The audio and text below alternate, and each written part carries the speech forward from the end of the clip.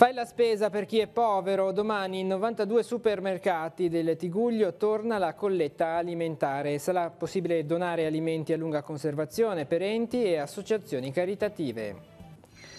Maltempo, torna l'allerta arancione sul Tigullio, in vigore dalle 15 sino alla mezzanotte di oggi. Possibili temporali sul Levante a causa della convergenza dei venti. Natale, occasione per ripartire per le attività commerciali di Rapallo danneggiate dalla mareggiata. Prosegue la conta dei danni, solo 5 negozi sono ancora chiusi. Chiavari chiede alla Regione di far partire il liceo linguistico introdotto nel piano dell'offerta formativa della città metropolitana, è stato messo in forse dalla Giunta Toti. Sabato in cattedrale la festa di Santa Cecilia con il concerto degli istituti di musica delle diocesi liguri. Al termine la celebrazione della messa. Buonasera ai telespettatori di Tigullio Oggi. In 92 supermercati del Tigullio domani si svolge la colletta alimentare, l'iniziativa organizzata su tutto il territorio nazionale dal Banco Alimentare per raccogliere alimenti a lunga conservazione da destinare a enti e associazioni caritative del territorio. Un appuntamento che risponde in maniera concreta agli stimoli proposti in occasione della Giornata Mondiale dei Poveri, voluta per il secondo anno da Papa Francesco proprio domenica scorsa. Tanti i volontari che si stanno mobilitando in queste ore per preparare l'evento. Sentiamo. È un gesto importante perché dà concretezza a quello che il Papa ha detto per la Giornata Mondiale del Povero, che è proprio un dare concretezza alla speranza dei poveri e quindi un gesto di reale condivisione. Concretezza che si riverbera poi nei numeri. Se noi facciamo un riferimento all'ultimo anno, ad esempio, quanti chili di alimenti sono stati movimentati? Nel 2017 abbiamo recuperato e distribuito circa 2100 tonnellate di generi alimentari. Come si svolgerà la colletta alimentare di sabato 24 novembre? Allora, in Liguria hanno aderito 482 punti vendita, di cui 92 sono nel Tigullio. Quel giorno, come sempre, le persone che entrano a fare la spesa vedranno i volontari che chiederanno a chi entra di fare la spesa per chi non se la può permettere. Alla uscita questi prodotti verranno consegnati e poi inscatolati e successivamente, nei giorni dopo, andranno a tutte le strutture caritative convenzionate. Ricordiamo cosa si può comprare. Si può comprare olio, alimenti per infanzia, omogeneizzati, legumi, pelati, riso e biscotti. Tutti gli alimenti vengono portati nei magazzini più vicini del territorio, ma il conteggio viene fatto a livello regionale. Quindi, in base poi al numero di assistiti di ogni struttura, vengono assegnati i quantitativi degli alimenti che vengono consegnati nel posto, proprio per non far venire le associazioni a Genova anche per la colletta. Qui però in questi giorni si sta preparando la grande giornata e quindi che cosa vediamo? Sì, qui nel magazzino centrale è arrivato tutto il materiale che servirà il giorno della colletta, quindi ci sono gli scatoloni e tutto il materiale, le pettorine, i volantini, i sacchetti, che vengono divisi in base al numero dei punti vendita e alla dimensione dei punti vendita. Ogni punto vendita ha una scatola con dentro il suo materiale e poi i documenti che servono, perché ogni supermercato ha un capo equip che deve essere responsabile in quel giorno, raccogliere il nome dei volontari e poi anche i crediti, perché ricordiamo che la giornata della colletta può servire come credito formativo per i ragazzi delle superiori. Il meteo adesso: sulla Liguria è in atto una nuova fase di maltempo. Per questo motivo la Protezione Civile della Regione Liguria ha diffuso l'allerta meteo per temporali e piogge emanata da ARPAL. In particolare sulla zona di Levante alle 15 è scattata l'allerta arancione che sarà in vigore fino alla mezzanotte e resterà poi gialla fino alle 13 di domani. Per il momento il Tigullio è stato risparmiato dal grosso delle precipitazioni che si sono concentrate sull'alta Toscana, ma la guardia deve restare alta. Ne chiediamo conferma in diretta a Federico Grasso, portavoce di ARPAL. Buonasera Federico.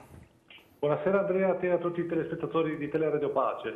È proprio così come hai descritto la situazione. Abbiamo avuto dei rovesci che si sono stazionati per circa 7 ore nel tratto di mare antistante La Spezia, lambendo soltanto l'Alta Toscana, ma comunque riversando in quei territori 70-80 mm d'acqua in 2-3 ore.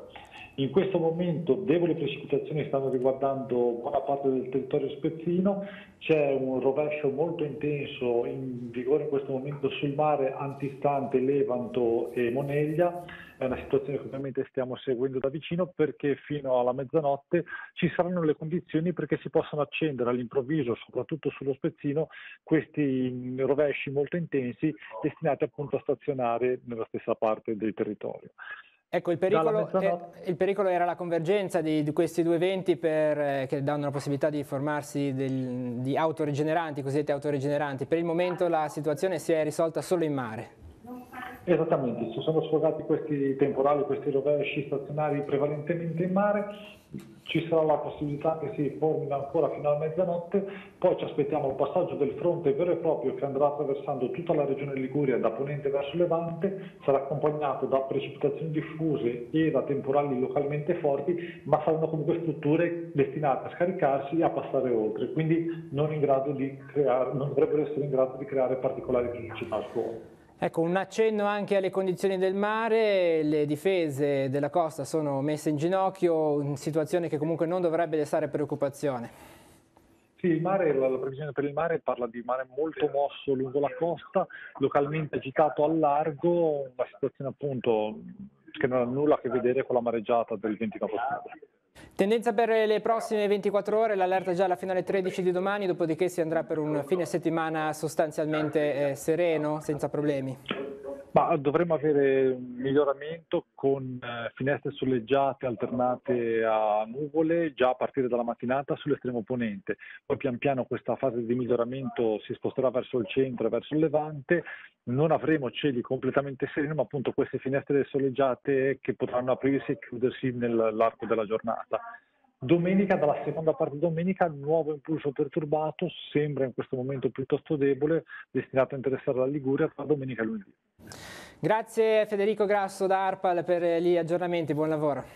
Grazie a voi, risentirci. Intanto arriva di pochi minuti fa, intorno alle 18:55 si è registrata una scossa di terremoto di magnitudo 2.1 nella zona di Bedonia, siamo sull'Appennino tosco-emiliano e al confine con la Liguria, l'ora esattamente 18:55, l'epicentro è stato registrato ad una profondità di 10 km, 2,1 il magnitudo della scossa di terremoto, non si registrano al momento danni a cose e a persone.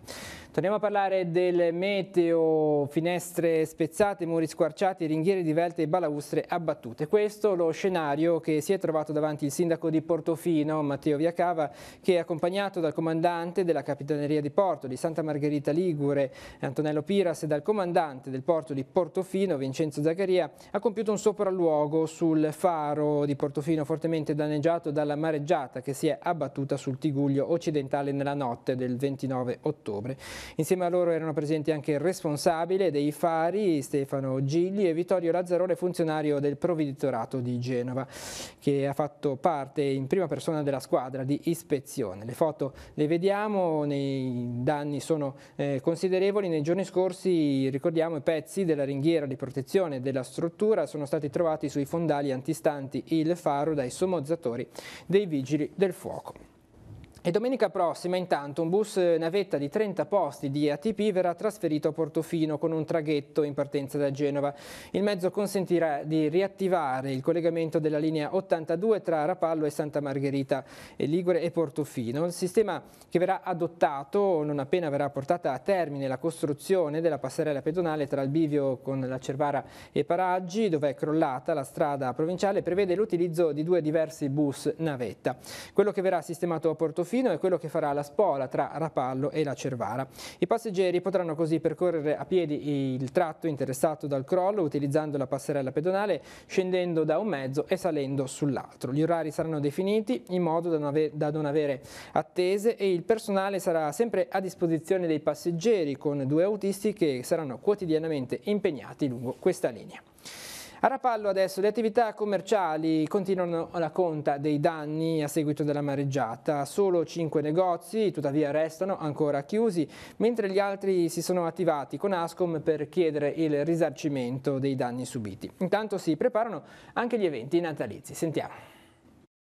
Il castello sul mare di Rapallo non ha subito gravi danni strutturali nel corso della mareggiata di fine ottobre, ma gli impianti all'accesso sì, e per questa ragione non sarà possibile utilizzarlo per le manifestazioni natalizie. Il castello fortunatamente non ha avuto danni e ha una barca vicina che verrà rimossa anch'essa tramite chiatta nei prossimi giorni, ma fortunatamente non registriamo danni, se non un minimo danno alla scala di accesso, ma quindi danni strutturali al momento possiamo escluderli. Per questa ragione gli eventi del Natale si svolgeranno nella centrale Villa Devoto. Il CIV, in collaborazione con l'Ascom, ha pensato a un mercatino diffuso. L'amministrazione comunale ha pensato di spostarsi qui a Villa Devoto, come era successo diversi anni fa, che è una via in centro, è una villa in centro, quindi facilmente raggiungibile, e che sarà uno spettacolo, perché sappiamo bene che l'assessore Lai in queste cose è molto brava.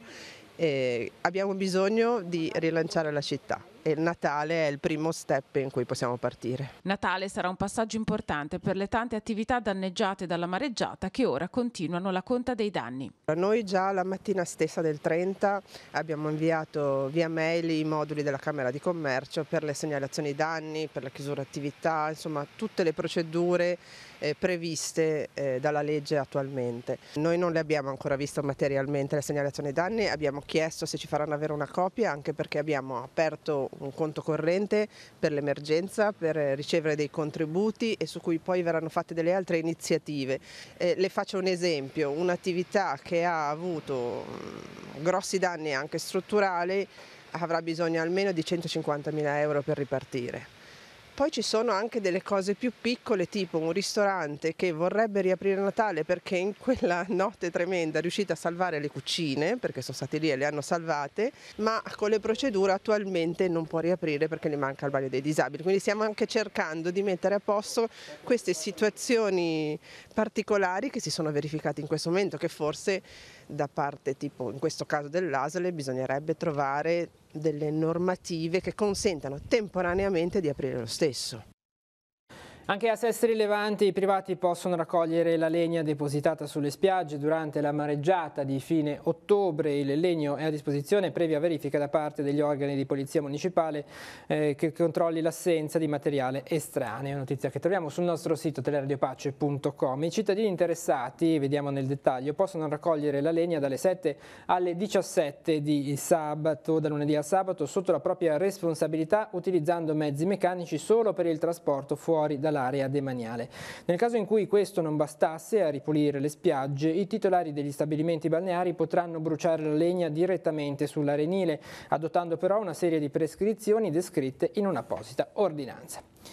Veniamo adesso alla cronaca, 2 arresti e 3 denunce, questo l'esito di un blitz della Polizia di Stato ieri sera a Chiavari volto a contrastare lo spaccio di sostanze stupefacenti nel Tigullio. Durante un controllo nella zona del cimitero chiavarese gli operanti hanno già notato uno strano via vai di persone in uno stabile di via Damiano Chiesa.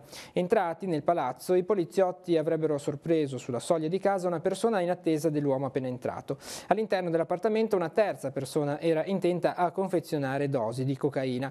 I detentori dello stupefacente sono 2 cittadini stranieri di 28 e 31 anni, privi di permesso di soggiorno, mentre l'acquirente è un 34enne chiavarese. Nella perquisizione domiciliare sono stati sequestrati 15,8 grammi di cocaina, 71,87 grammi di sostanza da taglio, 388 grammi di hashish e tutto l'occorrente per il confezionamento delle singole dosi. Già nel pomeriggio i poliziotti avevano svolto un analogo servizio di controllo a Caperana, notando un uomo che in modo circospetto scendeva da un dirupo.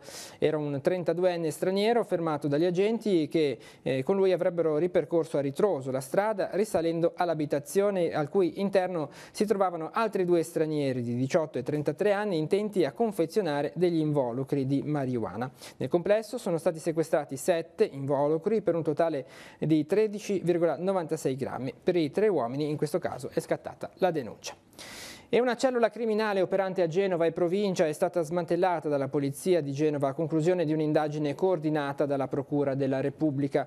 L'organizzazione è composta da 3 stranieri dediti ai furti in abitazione. I malviventi erano soliti effettuare i loro raid in case isolate, forzandone gli infissi con l'utilizzo di un grosso cacciavite. Ieri sera, proprio al termine dell'ennesimo colpo, gli agenti li hanno intercettati recuperando la rifurtiva, parte della quale nascosta durante la fuga tra alcune siepi.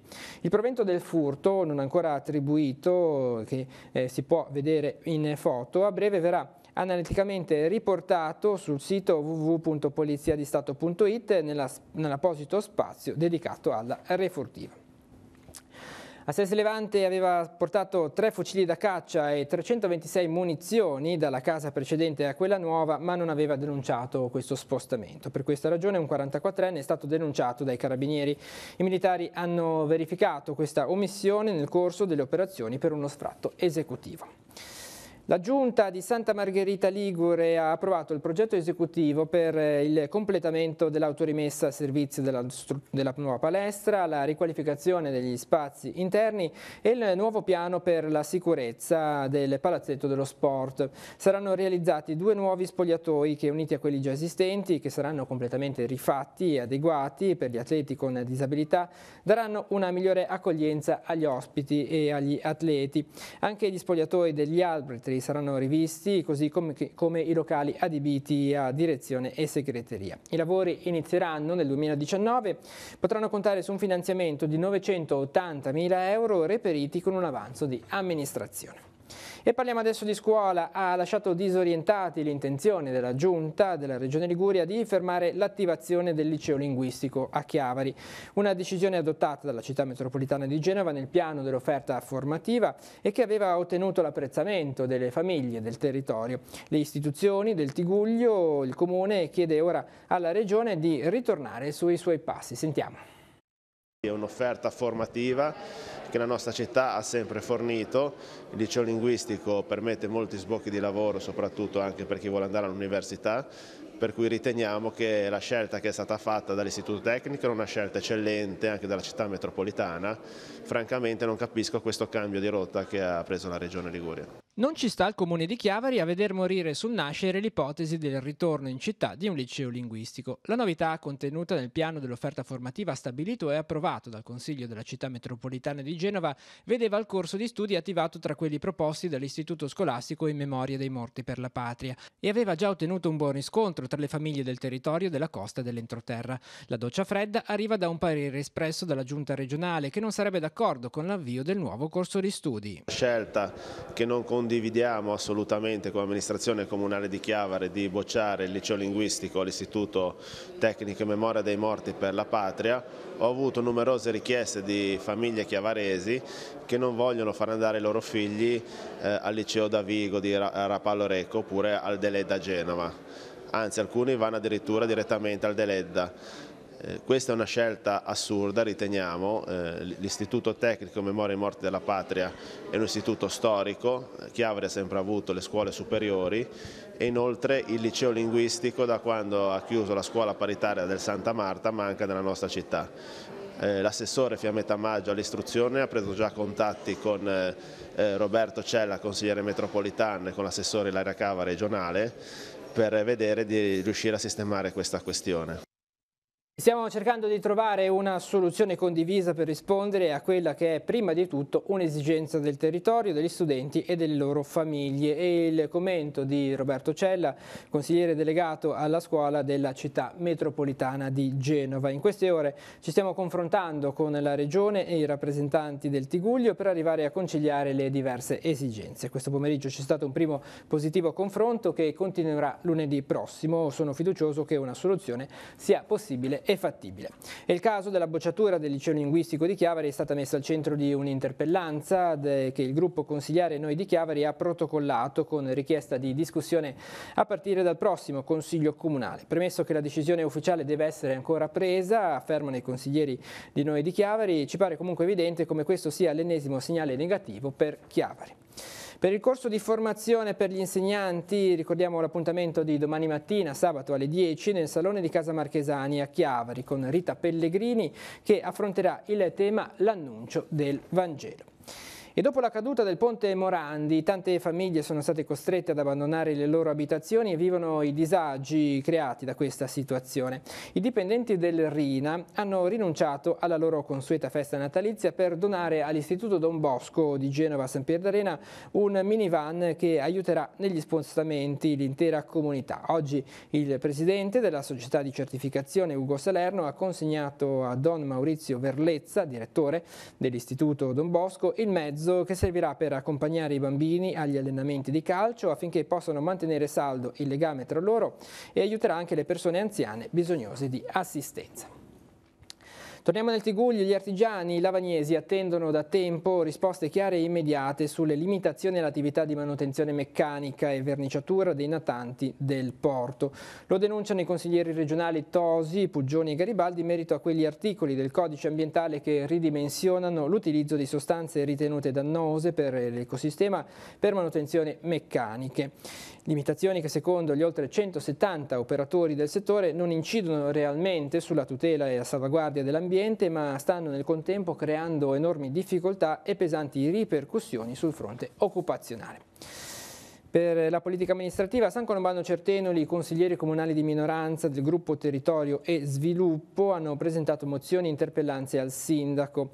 2 riguardano i disservizi e le condizioni in cui versano le linee elettriche e telefoniche sul territorio comunale, mentre con una interpellanza si chiede di risolvere i disservizi nella gestione della raccolta differenziata con particolare riferimento alle zone collinari. Inoltre un'altra interpellanza ribadisce la richiesta di mettere in sicurezza il tratto stradale di via Domenico Norero, sottostante la scuola dell'infanzia e l'asilo nido. E si avvicina l'appuntamento con la 7ª edizione del Nocciola Day. Ancora una volta saranno numerose le iniziative per promuovere il misto Chiavari. Si comincia il 2 dicembre, mentre gli appuntamenti principali saranno il fine settimana dell'8 e 9 dicembre. Da parte di Slow Food è arrivato il riconoscimento di comunità del cibo, produttori di nocciola delle valli del Tiguglio. Per Mezzanego invece va avanti l'iter per ottenere dal Ministero delle Politiche Agricole la candidatura di paesaggio rurale tutelato. Sentiamo. Primo esame superato per la candidatura del territorio di Mezzanego e dei suoi noccioleti a paesaggio rurale di interesse storico. Con il progetto Terrazze a Noccioleto del Tiguglio, il Comune punta adesso a ottenere il riconoscimento per l'iscrizione al registro nazionale istituito al Ministero delle Politiche Agricole. Dei 200 ettari totali, solo una ventina ad oggi sono stati recuperati e curati. Se Mezzanego dovesse ottenere questo riconoscimento, ci sarà la possibilità per il Comune di accedere ai finanziamenti del piano di sviluppo rurale e dare così impulso all'azione di recupero messa in campo in questi anni. Questo primo step è stato mandato giù un primo studio, grazie anche al Parco dell'Aveto e al GAL Verde Mare che si è fatto promotore assistendo il Comune in questa procedura, che la Commissione del Ministero praticamente ha valutato ammissibile questo paesaggio ed è un importante risultato da cui scaturirà nei prossimi mesi la costituzione di un comitato promotore fatto non solo da enti locali ma da associazioni presenti sul territorio per la candidatura definitiva e successivamente per l'ottenimento di questo riconoscimento. Intanto proprio il misto Chiavari sarà il protagonista del fine settimana del Nocciola Day 2018, iniziativa promossa dall'Associazione Italiana Città della Nocciola e giunta alla 7ª edizione. Gli eventi in programma inizieranno già domenica 2 dicembre a Mezzanego per proseguire poi, sempre a Mezzanego e a Chiavari, il fine settimana dell'8 e 9 dicembre. E a ribadire l'importanza di questa filiera il riconoscimento da parte di Slow Food della comunità del cibo produttori di nocciola delle valli del Tiguglio. Persone che lavorano le nocciole delle autoctone, diciamo, del misto Chiavari e in più quelle un pochino più di nicchia, meno conosciute. Siamo riusciti a fare questa comunità per portare un pochino alla vista della gente che c'è ancora chi fa questo, che sono ottimi prodotti, meno conosciuti, però devono darci una mano per farli conoscere, per sentire la bontà e acquistare questo. E nella comunità di Santa Maria Campodinè domenica prossima sarà celebrata la giornata del ringraziamento organizzata da Coldiretti. Nell'occasione si svolgerà anche il raduno diocesano dei Campanari. Alle 11:15 la Santa Messa celebrata dal parroco della comunità Don Andrea Buffoli. In occasione della festa di Santa Cecilia, domani alle 16:15 in Cattedrale a Chiavari, gli allievi dell'Istituto di Musica delle Diocesi di Genova, Savona e Chiavari proporranno un concerto d'organo. Seguirà alle 18 la messa presieduta dal Vescovo. Sentiamo.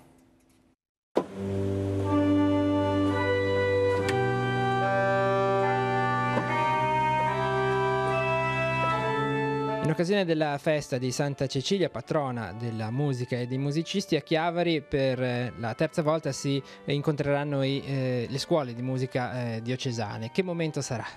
Beh, è un momento intanto di amicizia e di festa, perché ormai i 3 istituti sono entrati proprio in rete fra di loro, c'è una grande collaborazione, c'è una grande unità di intenti proprio nella formazione della musica, nella formazione dei collaboratori delle parrocchie che si dedicano proprio al Ministero del Canto. Sabato appuntamento in cattedrale per un concerto. Che cosa verrà eseguita? Allora, alle 16:15 in cattedrale ci sarà questo momento in cui gli allievi delle classi di organo e dei 3 istituti proporranno musica da Bach fino agli autori romantici, quindi insomma ce n'è un po' per tutti i gusti. Quanti saranno i musicisti che si esibiranno?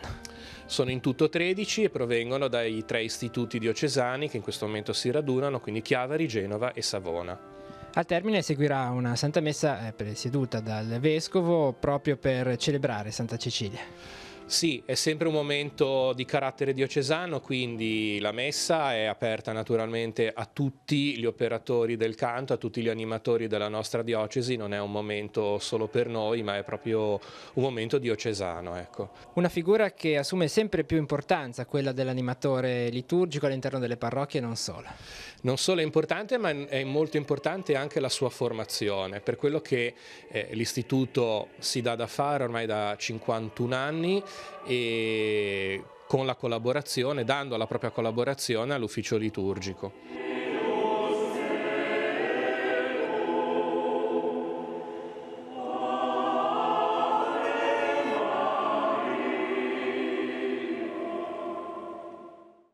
La confraternita di Santa Caterina a Seste Levante celebra la festa della patrona domenica nella chiesa di San Pietro in Vincoli con la messa alle 9:30 che sarà presieduta da Monsignor Alberto Maria Careggio. Nel pomeriggio alle 16 la processione per le vie del centro storico, lunedì alle 17:30 la messa in suffragio dei confratelli defunti. In preparazione alla festa, venerdì, sabato pomeriggio alle 17:30 il rosario, la liturgia della parola e l'adorazione eucaristica.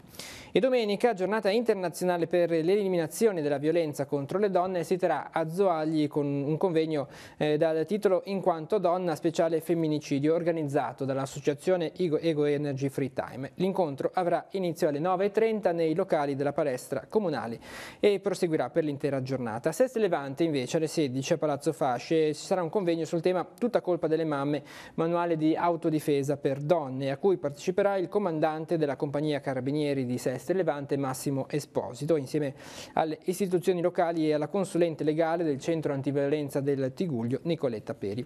Nel Tiguglio occidentale si terrà invece l'evento Un filo ci unisce. I partecipanti sfileranno a piedi a partire dalle 11 tenendo i capi di un simbolico filo rosso e partendo contemporaneamente da Rapallo e da Santa Margherita Ligure per poi incontrarsi nella piazzetta dell'Ordine di Malta a San Michele di Pagana.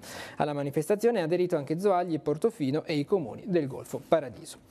Ed è stato annullato a causa del maltempo, previsto in queste ore l'evento solidale in programma per domani in piazza Martiri della Libertà e al chiosco della musica a Rapallo. L'iniziativa dal titolo Una risata ci ricostruirà era stata lanciata dal CIV di Rapallo e Parla come mangi con l'aiuto dell'Hotel Miramare.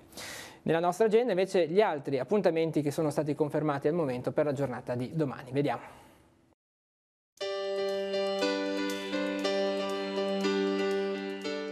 Appuntamenti in agenda per sabato 24 novembre. Alle 9 all'auditorium dell'ospedale di Rapallo si terrà un convegno dal titolo Il trattamento multidisciplinare della malattia di Parkinson, incontro con i pazienti e i loro caregivers.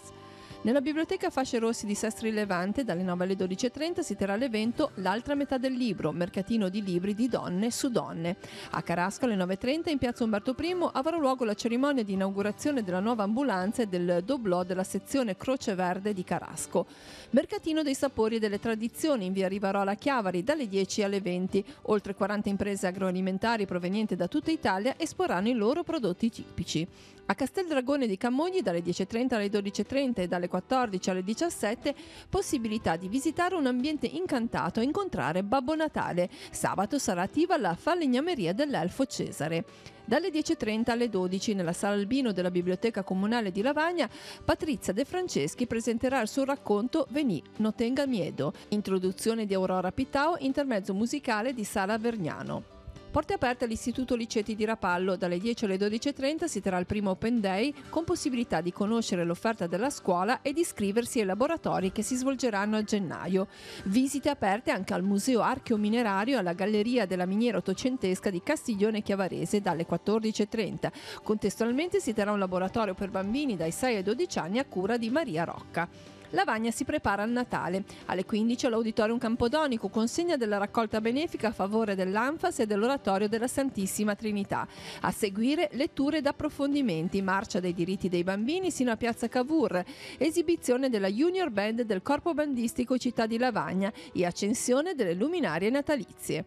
Festa dei diritti anche alle casette rosse di via Prima e Sestri Levante, a partire dalle 15 laboratori dei diritti, attività a tema e alla fine merenda. Primo Open Day dell'Istituto De Ambrosis Natta di Sestri Levante, dalle 15 alle 18 si potrà visitare la scuola, conoscere i docenti e l'offerta formativa.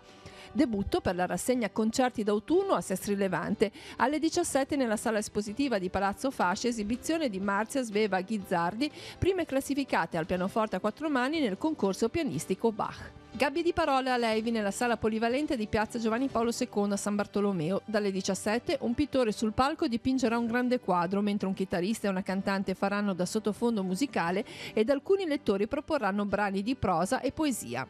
Alle 18 al primo piano, spazio espositivo di Corso Garibaldi 18 a Chiavari, sarà inaugurata la mostra Continuum, collage, oli e light canvas di Massimiliano Zaffino. L'esposizione sarà aperta sino al 24 febbraio. Primo spettacolo di prosa nella stagione 2018-2019 al Teatro di Cicagna. Alle 21 omaggio a Pirandello, grazie alla compagnia stabile Teatro Govi di Genova, che porterà in scena Il berretto a sonagli con la regia di Claudio De Martino. Alle 21 al Teatro della Lavagnina Sestri Levante la compagnia teatrale I Ruspanti propone la rappresentazione Vuoi sapere chi la inventò questo di Marisa Persico.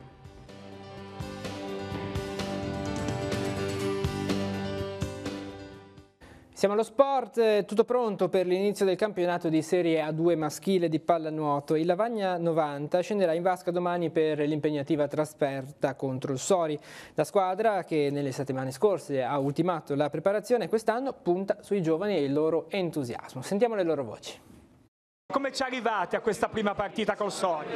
No, per adesso bene, ci siamo allenati bene, siamo molto giovani, quindi vedremo cosa verrà, però siamo entusiasti del mister, del gruppo, quindi speriamo bene. Conoscevo già bene l'allenatore che ha giocato con mio padre qualche anno a Quinto e coi compagni mi sono trovato bene perché è una squadra giovane, comunque siamo quasi coetanei e quindi tutto bene, stiamo lavorando bene, come ha detto Luca, abbiamo grossi margini di miglioramento e sicuramente speriamo di fare un buon campionato. Tu vieni da Sori, hai già esperienza di A2, insomma come vedi questo campionato? La nostra preparazione sta procedendo bene con il torneo di avvicinamento, vengo da Sori, si partirà subito da Sori, quindi sarà una partita sentita, è importante partire col piede giusto, ma abbiamo tutte le carte in regola per farlo e per andare avanti al massimo. Tu sei un po' più, diciamo, anziano di questi ragazzi, però hai sempre uno spirito da ragazzino.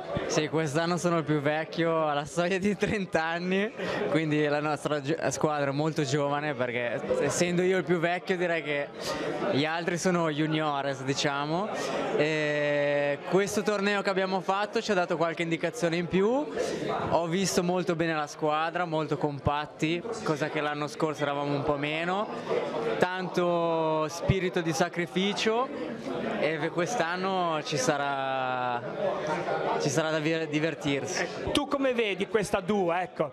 Quest'anno se ne sono andate molte persone, molti giocatori importanti, però la squadra è composta da molti giovani, abbiamo voglia di fare, abbiamo voglia di vincere e sicuramente sono sicuro che riusciremo ad ottenere ottimi risultati impegnandoci e soprattutto divertendoci con tutti. Con lo sport si conclude questa edizione di Tiguglio Oggi, l'informazione torna domani 12:45 con la prima edizione del TG13. Tutte le notizie le trovate sul nostro sito teleradiopace.com. Grazie per essere stati con noi e buon proseguimento di serata.